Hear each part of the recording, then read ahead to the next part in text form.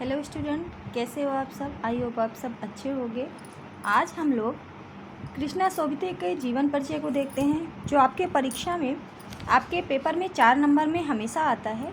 और उसमें ये रहता है, जैसे अगर किसी रचनाकार का या लेखिका का नाम देखा जाए तो कृष्णा सोबती की 2 रचनाएँ और उनकी भाषा शैली साहित्य में स्थान लिखिए, ऐसा करके प्रश्न आता है।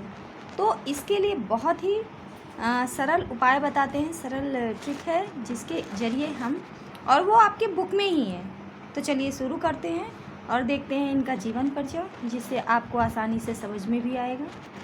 कृष्णा सोबती, पहला प्रश्न ये बनता है इनकी तरफ से कि इनका जन्म कब हुआ।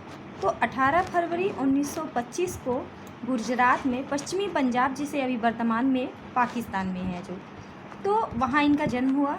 फिर आ जाता है, इनमें एक प्रश्न बनता है, इनकी 2 रचनाएं लिखिए। जिंदगी नामा, दिलो दानिश, ए लड़की, समय सरगम, डार से बिछुड़ी, मित्रों मरजानी इनकी बहुत फेमस रचना है।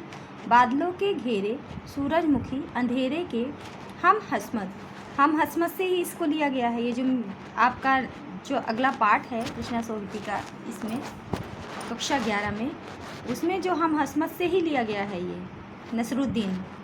अब आपके प्रश्न पाठ में आता है या आपके पेपर में कि कृष्णा सोबती की भाषा शैली लिखिए। तो बच्चों, भाषा शैली इनकी ये आपके बुक में ही यहाँ पे दी हुई है। इनकी भाषा शैली कृष्णा जी की, ये देखिए लिखा है ना, कृष्णा जी के भाषिक प्रयोग में विविधता है। उन्होंने हिंदी की कथा भाषा को एक विलक्षण ताजगी दी। संस्कृत निष्ठ तत्समता, उर्दू का वाकपन, पंजाब की जिंदा दिली, ये सब इनकी रचनाओं में मौजूद हैं। और फिर मियां नसरुद्दीन शब्द चित्र हम हसमत नामक संग्रह से लिया गया है। बस इतना ही आपको भाषा शैली में लिखना है। भाषा में अब आती है शैली। तो बच्चों, इनकी शैली जो है, तो पहली तो मियां नसरुद्दीन के बारे में दिया है, तो जाहिर सी बात है कि कथोपकथन होगा।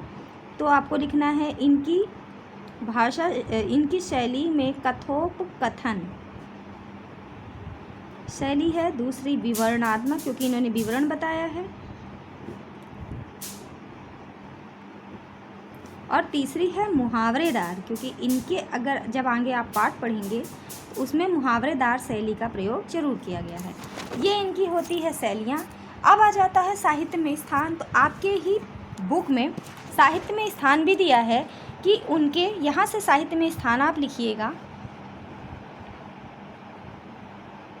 उनके कई उपन्यास, लंबी कहानियाँ और संस्मरणों ने हिंदी के साहित्य संसार में अपने